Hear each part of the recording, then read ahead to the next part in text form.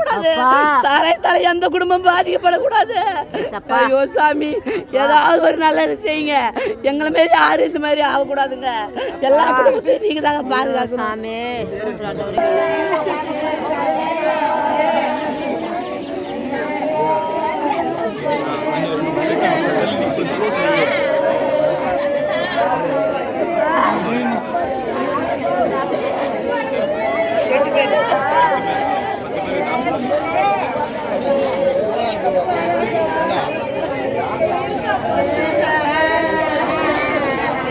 இந்த சாராய கடை ஒழிக்கணும் சாமி. நீங்க தான் எங்களுக்கு தீர்ப்பு சொல்லணும். கள்ளக்குறிச்சி கருணாபுரம் பகுதியைச் சேர்ந்த சிலர் நேற்று இரவு சாராயம் குடித்துள்ளனர். நள்ளிரவில் கடும் வயிறு வலி, வாந்தி, மயக்கம், கண் எரிச்சலுடன் துடித்த சுரேஷ், பிரவீன், சேகர், மற்றொரு சுரேஷ் என 4 பேரை அவர்களது உறவினர்கள் ஹாஸ்பிட்டலில் சேர்த்தனர். அங்கு சிகிச்சை பலனின்றி 4 பேரும் இறந்தனர். தொடர்ந்து 10க்கும் மேற்பட்டோர் இதே உபாதைகளுடன் அரசு மருத்துவமனையில் சேர்க்கப்பட்டனர். நைட்டு 2 மணிக்கு சாராயம் குடிச்சதுனால வயிறு வலிக்குது, குடல் பெரட்டுது, தலையை பெரட்டுது. என்ன சொல்றேன்னு தெரியல. கண்ணு கேட்கல, காது கேட்கலன்னு சொன்னிச்சு. செத்துட்டேன்னு சொன்னாங்க. சாராயம் குடிச்சுதான். மற்றபடி எதுவுமே இல்லை, சாராயம் குடிச்சுதான். 24 மணி நேரமும் சாராயம். அதில் என்ன கலந்தாங்களோ என்ன பண்ணாங்களோ தெரியல. என் புருஷனுக்கு வேறு எந்த இதுவுமே கிடையாது. 2 மணிக்குலேருந்து வயிற்று பெரட்டுது, கொலையை பெரட்டுது, கண்ணு வலிக்குது.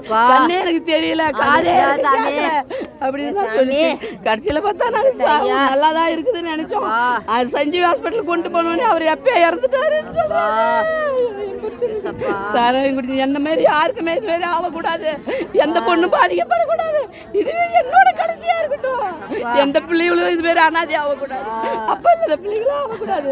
நாத்தனா பையனும் சாராயம் குடிச்சுதான் அவனும் இறந்துட்டான். அரியா பிள்ளைங்க அதுங்க 2 குழந்தைங்க இருக்குது. ஐயோ, அது 2 பேர் இவங்க மட்டும் இல்ல, இன்னும் 2 பேர் வேற கருணாபுரத்தில் செத்துட்டாங்க.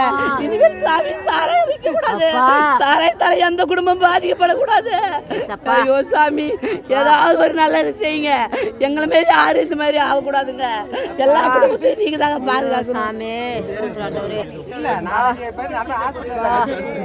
சாமி 12 மணிக்கு வயிறு எரியுதுன்னு கண்ணு தெரிய மாட்டேங்குதுமா, கண்ணு தெரிய மாட்டேங்குதுமா.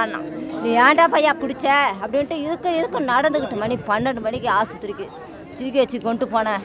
என்னடா குடிச்சேன்னா சாராயம் தாம்மா குடித்தேன். வயிற்றை பெரட்டுது, கண்ணு தெரிய மாட்டேங்குது.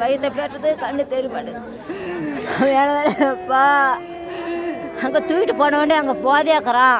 ஒன்றும் பார்க்க முடியாதுமா, நாங்கள் இங்கெல்லாம் பார்க்க மாட்டோம், நீங்கள் கூட்டுக்கு கொண்டு போங்க அப்படின்ட்டாங்க. ஜிக்கு அங்கே போனோடனே நான் திருப்பி அங்கேருந்து வந்து சரி தண்ணியாச்சும் ஊற்றி தெளித்து மூஞ்செல்லாம் கழுவி விட்டா கண்ணுக்கெல்லாம் யார் குத்திச்சு. அப்புறம் பயந்துக்கிட்டு திருப்பி பசங்கள்லாம் ஏற்றுக்கிட்டு அப்படி போகிறேன். இந்த சாராய கடை ஒழிக்கணும் சாமி. நீங்கள் தான் எங்களுக்கு தீர்ப்பு சொல்லணும்.